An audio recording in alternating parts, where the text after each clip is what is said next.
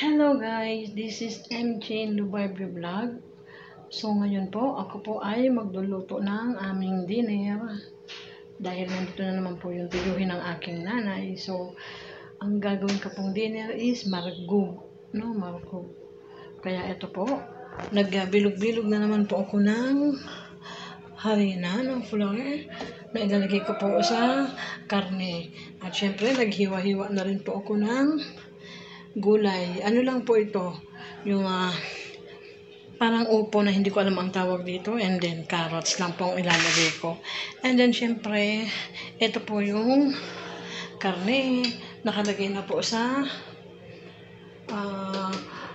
ito na po yung ginagawa naming palambutan po, no?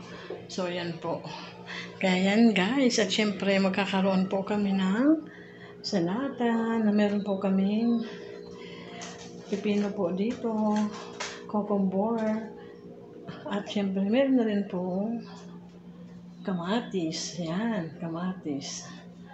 Kaya yan guys, ang aking nilulutong dinner po ngayon. So sa ngayon pinalalambot ko pa po muna yung karne, and then mamaya pag malambot na po yung karne po niyan, itatransfer ko na po dito sa kalan po namin. Dito sa kalan. So, dito po ako magpapakulo ng may kasamang mga binilog-bilog ko po na harina. Kaya, ito po guys, oh.